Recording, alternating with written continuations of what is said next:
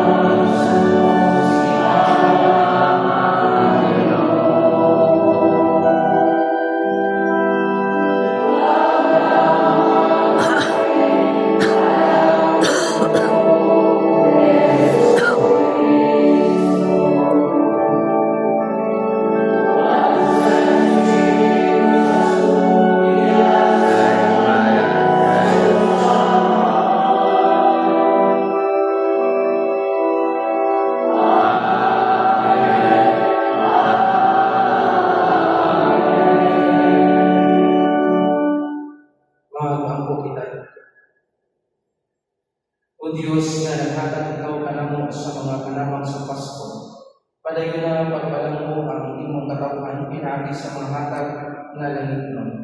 Para tapos makapunta mo sa imong pilit nga kagawasan, pagmayahon na kami nila sa langit, nga mao'y kumundan sa among kalibay ng sa ita. Ini among ipangayon pinagi sa among Diyos sa Kristo imong anak, nga buyong halawan kalipong sa Espiritu Santo, Diyos nungkol sa kahangunan.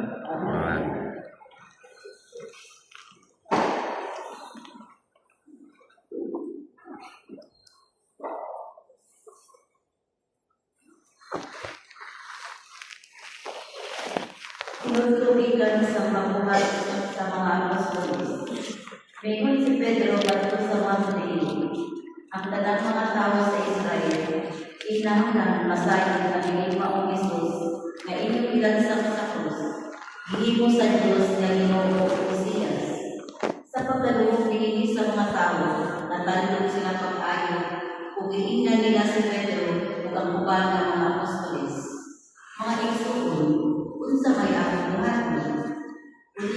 si Pedro kanina, ang nagsakag-sakay ninyo, kinahanglan maghinusol o magpabunyag sa ngalan ni Jesucristo. Aron pasayloon ninyong mga sala, o balawad ninyo ang gasa sa Diyos, nga mao ang Espiritu Santo. Kaya ang saad sa Diyos, alam ng kaninyo, o sa inyong mga anak, o sa tanan na yuta, o layo, tanan na pagkatawag sa atong Ginoong Diyos. Nangayon po sa Pedro kanila, magbiag na natin. Luwasan ninyo ang iyong kagalingon, sa silot ay kahamtan ninyo ang tamang katawan. Daghan kanila nito po sa iyang mensahe o lamang niya. Mga lugaring katao ang hilugang sa mundo sa mga magtotoo ni Anong Adlaw. Ang pulong sa inyo.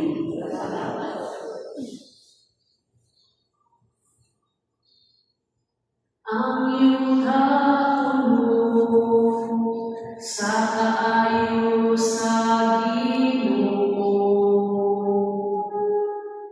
Ang iyong kapuno sa kaayos sa Ginoo. Matarong ang pulong sa Ginoo. Ug ang tanan niyang mga buhat kasaligan, nahigugma siya sa gusto ug sa matano. Sa kaayo sa Ginoo, puno ang yuta.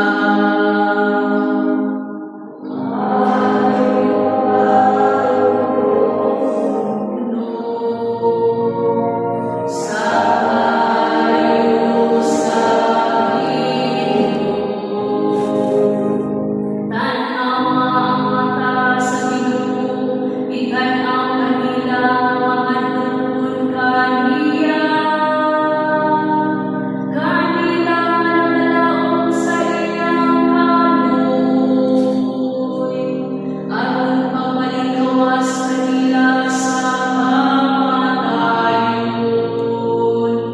upang ambing kanila bisan pa dunay gutom. Ang iyong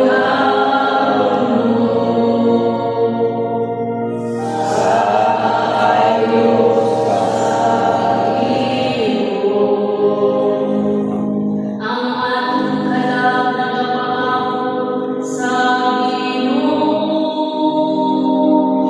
mamawan hinamang atong panalipod. Ang imong kaluoy o Ginoo, maani ang nakanamo nga nagalakog kanimo. Ang iyong sa kaayos sa Ginoo.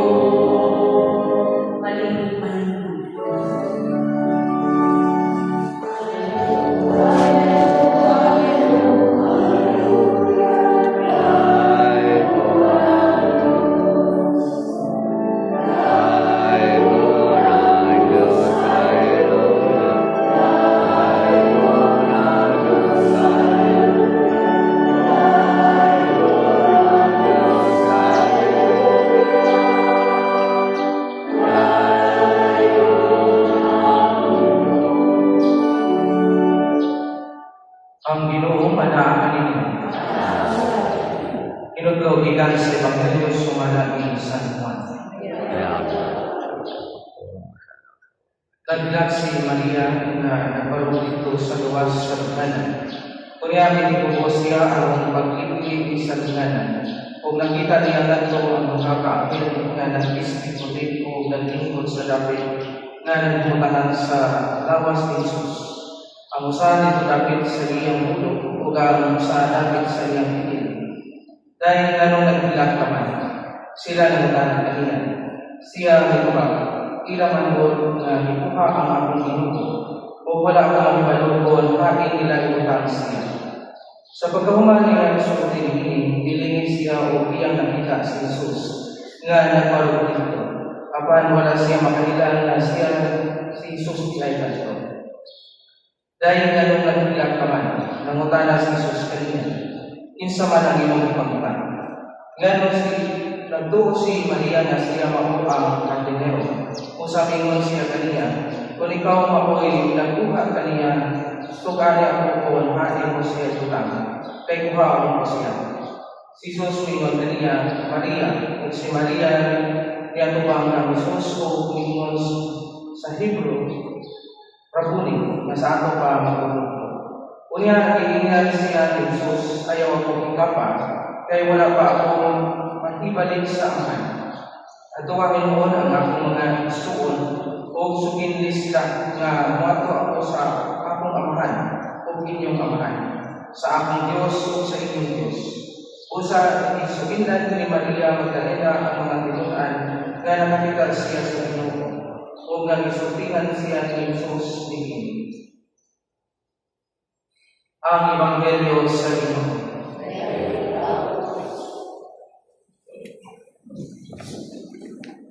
Adunay preacher na nag-ingon, there is a hidden disciples of Jesus. Hidden, tubigan kay itago ni Jesus na kanyang kadiliman. Natago siya tubigan sa iyang status sa pinabuhi. Kung mapapala ang mga babae na nagsunod ng Jesus. Usa niya na si Maria Magdalena. Kaya ganito sa ilang kultura, ang mga babae walay imo. Kaya patriarchal sila na society. So, ang mga lalaki, maoy na naka-imo, maoy na kumala sa kadiliman. Muna, nakaiyon, itong preacher na there is a hidden disciples of Jesus. Mga isoon, atong pamalandungan sa ating Ebanghelyo karon ang sugilanon ni Maria Magdalena nga nahimamat ang laman ng Ginoo. Sa sinugdanan sa teksto, si Maria nagtindog sa gawa sa lugdanan o nagdala. Kini nga ulagway dili lang usa ka simpleng pagtilak tungod sa pagbabalak. Kini usa ka labong nga kasubok nga nagikan sa iyang pagtuo nga ang tanan natapos na. Ang iyang Ginoo nga iyang gihigugma o isunod sa tanan. O karon bisan ang lawas wala. Para sa mga eskola sa Biblia, sa iyang kanyang pamalandong, ang pagbilang kuno ni Maria Magdalena nagrepresenta sa bintang sa usa ka simbolo nga wala pa makasabot sa misteryo sa pagkabanhaw. Ang ganay na walay sulod dili pa kaniya timagihan sa paglako, kundi usa ka tunggang nga misteryo. Sa ilang siya kinukupo mitanaw sa sulod sa lugnanan, iyang nakita ang duha ka anghel. Kaya sa Biblia, ang presensya sa mga anghel kanunay nagpasabot nga adunay nakitabo nga wala ang intervention. Apan ini pagnabuha para inunta ka na magkapanikitan na makibutan kay nakakita si Maria sa talagsaon nga pananaw. Apan bisan pa sa presensya sa mga anghel, si Maria Magdalena wala paghapon o makasabot. Nagpadayon siya sa iyang pagkita. Ini nagpakita na ang spiritual na pagkuhan hindi tayo masasya kinahangi lamang sa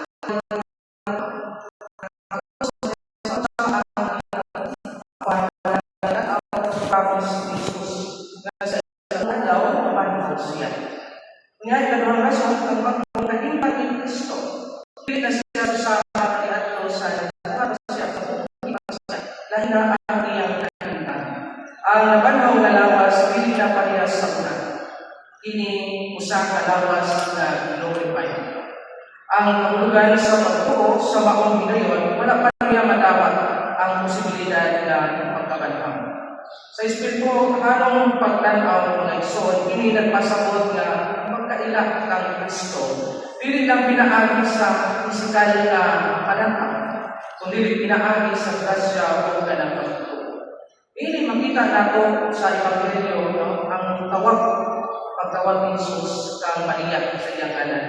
Ang pinaka-aningdanong budlo sa teksto sa Ebanghelyo, o sa dihang itawag ni Jesus ang iyang ngalan, no, Maria. Sa dihang nagubog niya, mitubag siya, Rabuni, sa ato pa magtutulog. Dili makita nato ang usa ka labong spiritual na kahulugan ini. O nga, ang pagkilala kang Jesus nagsumod sa personal na relasyon. Ikan kay sa unang tanawa mo natin sinabi, di ba? Nakakita man siya ng Jesus. Apa, wala din niya maintindihan sa kanibagong status ni Jesus. Wala niya maintindihan si Jesus. Apa, sa dihang itawag si Jesus Maria, pinahayanan na sila ang magtutulog na ikan.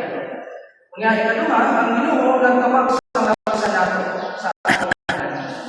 Kaya ikadulo, ang Ginoo na pagtuog ng biglang doktrina, iniusap ka personal nga panagtago ng Jesus. Kini mga atong kanang doktrina sa kamanitan niya. At ang nanabang pasunod personal na encounter ng Jesus. Tawag sa kanang theology of recognition through relationship. Si Maria wala makaila kang Jesus pinaagi sa kanang iyang mahal. Apan pinaagi sa iyang kasi na nakakila sa Ginoo sa Ginoo. Jesus ayo ang kapa kay wala pa akong sa kasakan. Kini nga tulong ni Jesus na iyang gikan sa kay Jesus sabton. Apan ang scholar na nagubad ni sila, si Jesus nagpasabot na ang ilang relasyon dili na parehas sa una. Dili na siya mahimong hawiran sa pisikal na paagi lamang. Ang relasyon karon magtuyo sa pagtuo, magtuyo sa espiritu o sa misyon. Kini usa ka anang transition gikan sa pisikal na presensya ni Kristo ngadto sa spiritual na presensya.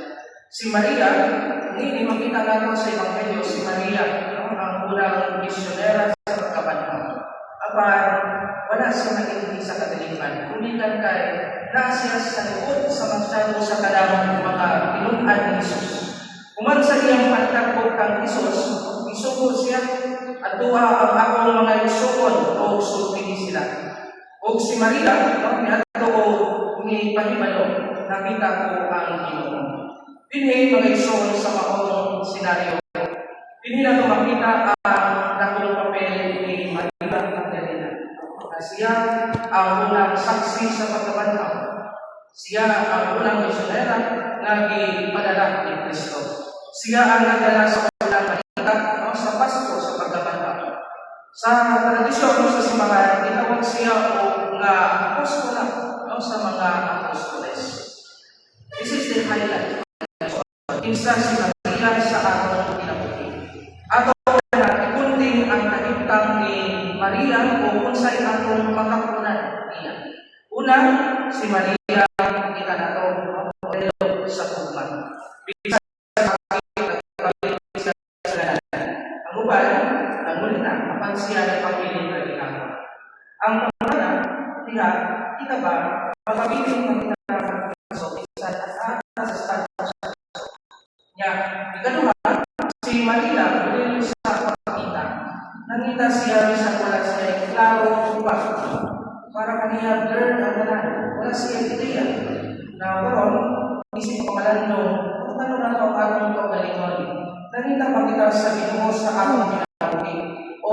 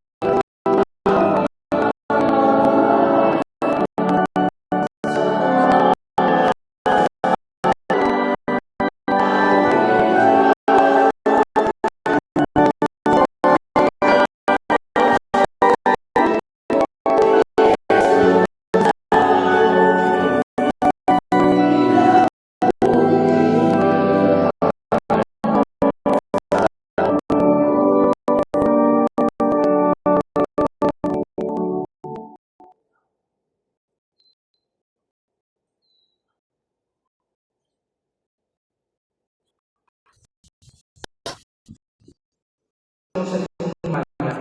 Diyos ay umabot.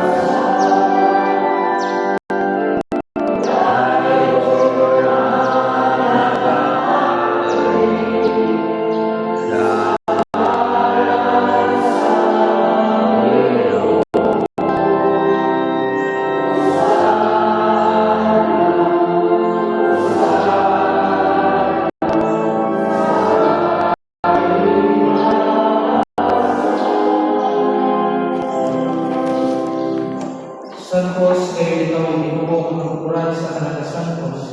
Ipadalangin ang espiritual ng pagsantos na inyong panagasa. Araw na ilang kanang dalawas sugo ni Kristo ang Panginoon. Sa babasakit niya ng Panginoon itungan sa upan. May pasalamat na kung itikas ng pinakag ini ngadto sa iyang mga kaginunan ng Panginoon. Dawat ang inyong kasalanan kay piling mao ang akong lawas na itugnan anak natin.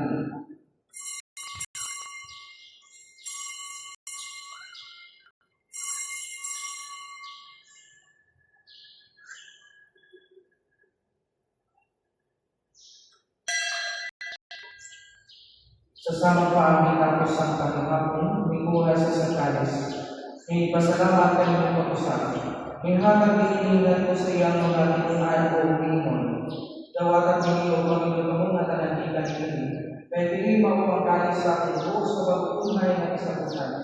Ang bugungay ulaan ng Panginoon alam sa tanang ng tao. Aron masarap mapasayto. Buhatan ini aron pagkandong kanan.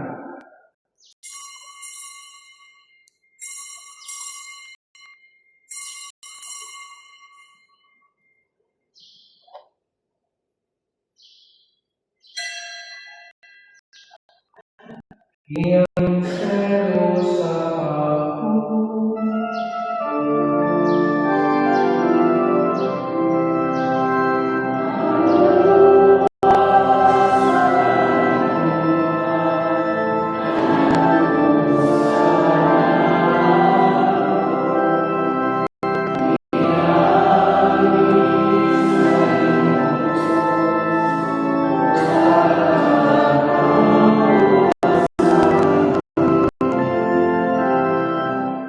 Aron mahandol sa kasalanan ng Panginoon Hesus Kristo. Kailangan kami kong amahan ng kalis sa pinagpupiyong kalis sa kawasan. Nagpapasalamat kami ng mga dahil hindi mo kami imo ang